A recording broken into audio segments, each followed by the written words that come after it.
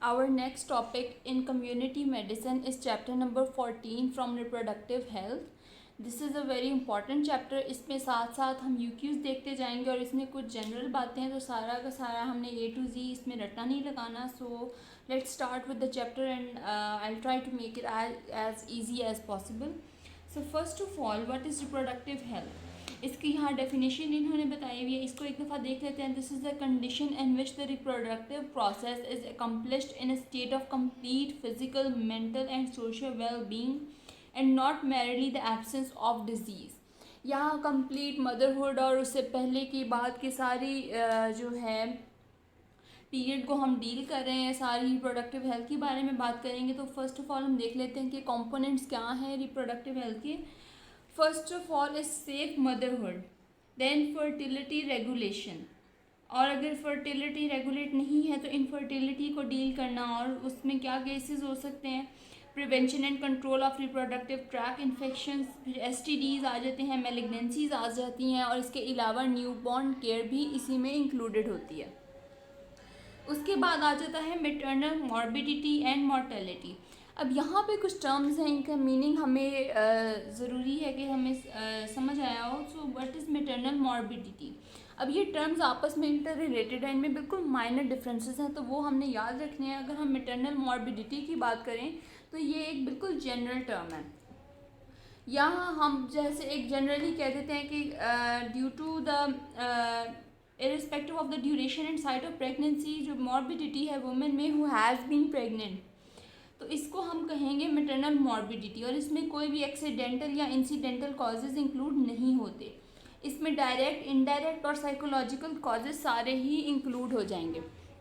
उसके बाद अगर हम बात करें मेटरनल डेथ की, ये भी उसी से सिमिलर टर्म है, और इससे आगे एक नेक्स्ट टर्म पढ़ेंगे प्रेगनेंसी रिलेटेड डेथ. अब इनमें देख लेते हैं कि कहाँ फ़र्क आता है.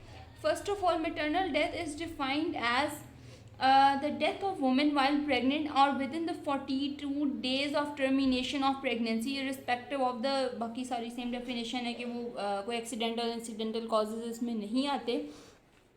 तो अब हम अगर देखें तो ये इससे ज़्यादा ब्रॉड टर्म है, लेकिन ये हमने मेटरनल मॉर्बिडिटी बिल्कुल एक जनरल सी बात की थी, ये ज़रा ब्रॉड टर्म है. और अगर हम नेक्स्ट डेफिनेशन पहले साथ ही देख लेते हैं. The death of a woman while pregnant or within the 42 days of termination of pregnancy. अब यहाँ अगर हम देखें तो ये ज़्यादा स्पेसिफिक हो जाती है. लेस स्पेसिफिक और मोर स्पेसिफिक और मोर स्पेसिफिक, हम इस तरह से इसको देख सकते हैं. यहाँ पे हमने देखा कि डायरेक्ट, इनडायरेक्ट और साइकोलॉजिकल कॉजेज़ ही आ रहे हैं. यहाँ पे इसने बात की सिर्फ डायरेक्ट और इनडायरेक्ट की, और यहाँ पे बिल्कुल डायरेक्ट कॉजेज़ जो आते हैं उससे ये डेफिनेशन ज़्यादा स्पेसिफिक हो जाती है. तो यहाँ पे हम सिर्फ डायरेक्ट कॉजेज़ को ही इंक्लूड कर रहे हैं.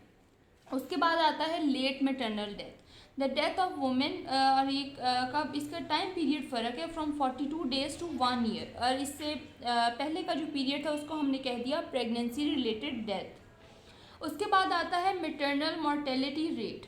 अब रेट क्या है, इसका आगे हम फार्मूला भी देखेंगे, और रेट और रेशो में यहाँ डिफरेंस है वो भी देखते हैं.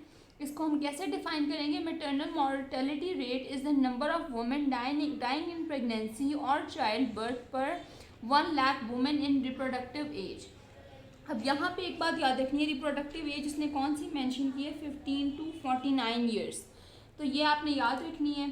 और डेथ कितनी बात की है कि डेथ पर 1 लाख लाइफ बर्थ, यानी 1 लाख लाइफ बर्थ जहाँ हुई हैं तो उसके मुकाबले में कितनी डेथ्स हुई हैं. और यहाँ पे हमने जो याद रखनी है वो चीज़ है कि हम इसमें सिर्फ रिप्रोडक्टिव एज की वुमेन को काउंट कर रहे हैं.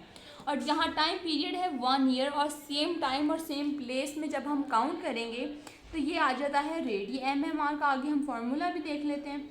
और रेशो की बात करें तो यहाँ पे हम थोड़ी डिफरेंट बात कर रहे हैं. MMR is the number of women dying in pregnancy और चाइल्ड बर्थ पर 1 लाख लाइफ बर्थ्स. अब ये एक जनरल इंडिकेटर है, ये रिस्क कैलकुलेटर भी कह सकते हैं. It measures the risk for the women dying while pregnant.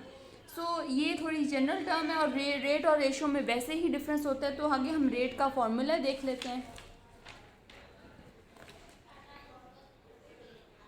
यहाँ नेक्स्ट फार्मूला गिवन है MMR का. This is the total number of deaths in women due to pregnancy, child birth, और ये सारा ड्यूरिंग द 1 ईयर.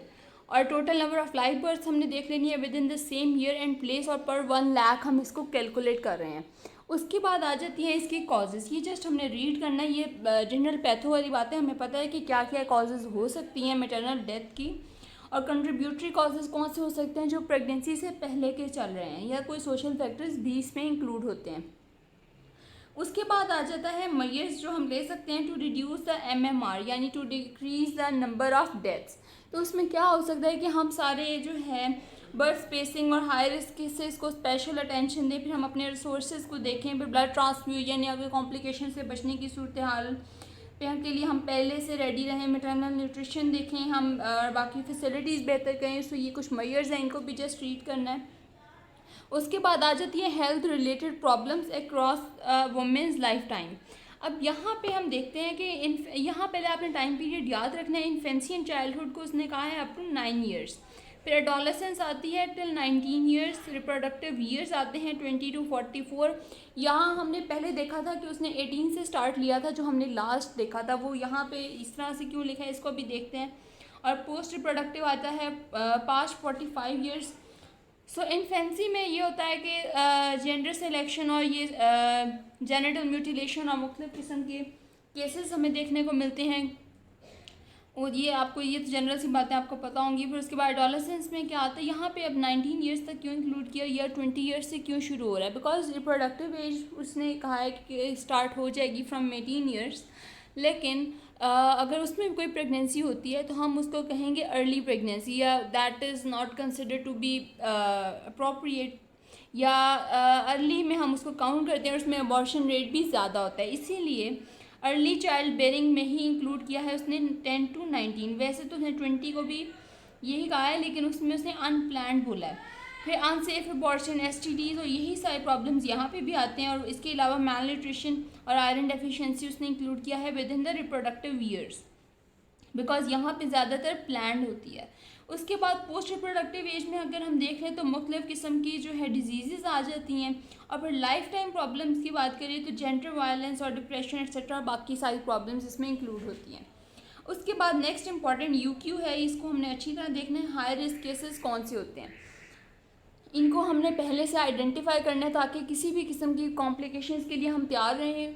तो ये देख लेते हैं। फर्स्ट ऑफ ऑल, अगर मदर टू यंग है, लेस देन 18 ईयर्स, जो मैंने अभी यहाँ पे बात की, बेशक वो चाइल्ड बेयरिंग एज उसकी हो जाती है, रिप्रोडक्टिव एज है, लेकिन हम रिप्रोडक्टिव ईयर्स में उसको काउंट नहीं कर रहे, this is too young to be pregnant for the mother, तो ये हाई रिस्क केस में आ जाता है। बेशक प्रेगनेंसी पॉसिबल है, लेकिन ये हाई रिस्क होगी फिर। और टू ओल्ड जिसमें आएगा अबव 35 ईयर्स, वो भी 35 ईयर्स इसमें इंक्लूडेड है, लेकिन वो भी हाई रिस्क में आ जाएगा। फिर प्री मेच्योरिटी है कि चाइल्ड की जो एज है less than 37 weeks of gestation, या फिर post maturity more than 41 weeks. फिर grand multipara more than 5 children. उसके बाद आ जाते हैं short stature primary gravida less than 5 feet mother, वो भी हाई रिस्क में आएगी। उसके बाद आती है ट्विन प्रेगनेंसीज, फिर मैल प्रेजेंटेशन यानी ब्रीच या ट्रांसवर्स लाइन बेबी। उसके बाद आता है जिसमें एनीमिया का लेवल उसने बताया है लेस देन 11 अगर हो HP। उसके बाद आ जाता है टॉक्सीमिया ऑफ प्रेगनेंसी। फिर आता है ऑब्स्टेट्रिक्स हिस्ट्री जो है उसकी पुरानी अच्छी नहीं है, और प्रेगनेंसी रिलेटेड कुछ अदर डिजीज़ हैं जिससे उसकी प्रेगनेंसी अफेक्ट हो सकती है। तो ये सारे केसेस अगर पहले से आइडेंटिफाई हो जाएं तो हम इनको बोलेंगे ये हाई रिस्क केसेस हैं। ये पूछा जाता है, UQ है इम्पॉर्टेंट। उसके बाद है MCHC में mother and child health care. अब इसमें क्या आता है, this is a branch of public health, जिसमें हम सारी फिजिकल नहीं बल्कि mental and emotional health of mother देखते हैं। इसके मुख्तलिफ आगे कंपोनेंट्स हैं, हम वो देखते हैं। फर्स्ट ऑफ ऑल इसके एम्स क्या हैं कि बेस्ट पॉसिबल केयर दें हम वुमेन को, और इसके अलावा सेकंड कंपोनेंट इसका है चाइल्ड के लिहाज से कि उसकी हम बेहतर ग्रोथ जो है मेक श्योर कर सकें। उसके बाद ऑब्जेक्टिव्स क्या आ जाते हैं, improve the health of mother and child. उसके बाद आता है रिड्यूस मॉर्टेलिटी एंड मॉर्बिडिटी, सारी बात है बर्थ रेट को रिड्यूस करना, फैमिली प्लानिंग को इंश्योर करना, इन्फेंट मॉर्टेलिटी को डिक्रीज़ करना, बर्थ की रजिस्ट्रेशन हो, बाकी सारे जो है आगे चाइल्ड की बर्थ से लेके आगे उसकी डेवलपमेंट सारी अच्छी हो, ये सारे ऑब्जेक्टिव्स आ जाते हैं ऑफ द MCHC, आपसे पूछे जाते हैं। अब मेन बात है ये कंपोनेंट्स की। कंपोनेंट्स क्या आते हैं, antenatal care, intranatal, postnatal, infant care, फिर उसके बाद training programmes and health education. इन सारों को आगे हमने डिटेल से देखना है।